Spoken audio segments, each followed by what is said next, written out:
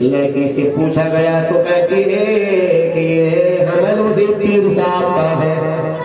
بولے ٹھیک ہے رک جاؤ، آپ لوگ پتھر برسانا شروع مت کرو، روک دو، میں آتا ہوں نکل کر۔ نگاہ اولی میں یہ تاثیر دیکھی، بدلتے ہزاروں کی تقدیر دیکھی۔ اللہ کے ولی حضرت جریر رحمت اللہ علیہ ہیں اور لڑکی کے سامنے کھڑے ہو جاتے ہیں، اور اس مومنی کو لڑکی کے پیٹ نے ستا دیا ہے اور کیا کہہ رہے ہیں، اے پیٹ کا بچہ، تیری ماں تو جھوٹ بول سکتی ہے، تیری ماں تو مجھ پر جھوٹا تہمت لگا رہی ہے، تم تو پیٹ میں ہو اور خدا کے حکم سے بول دو تم کس کا بچہ ہو۔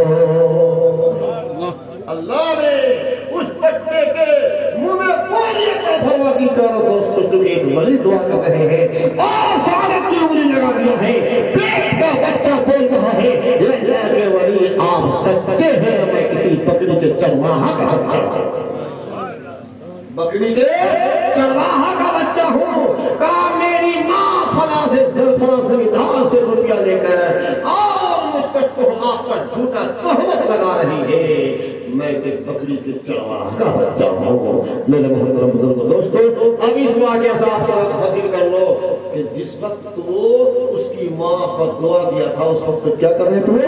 بولا نماز پڑھ رہے تھے، اس وقت وہ نماز پڑھ رہے تھے تو ماں کی بددعا بھی بڑھا کے ماں کی بددعا لگ گئی، اور اس چیز سے بچایا کس نے؟ اس بددعا سے کس چیز نے بچائی؟ تو اس کو اللہ یعنی اس کو نماز نے بچائی۔ اس کو اس لیے کہ اس وقت وہ نماز پڑھ رہا تھا، تو نماز کی برکت سے اللہ نے اس بچے کے منہ میں بولی عطا فرما دی اور پیٹ کا بچہ گواہی دے دیا کہ آپ سچے ہو، میں بکری کے چرواہا کا بچہ ہوں، میری ماں جھوٹی ہے۔ اس لیے کہ پتا چلا کہ ماں کی بددعا بھی لگ گئی اور بچانے والی وہ چیز کون سی چیز تھی؟ وہ نماز تھی۔ اس وقت کیوں وہ نماز پڑھ رہے تھے اس وقت، اس لیے نماز کی برکت سے بچ گیا۔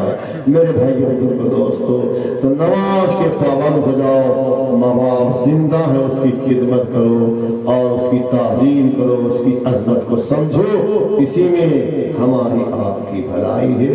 اب ہمارے سامنے مولانا حضرت اللہ مولانا الحاج سلیم چشتی صاحب تشریف لا چکے ہیں، چونکہ میرے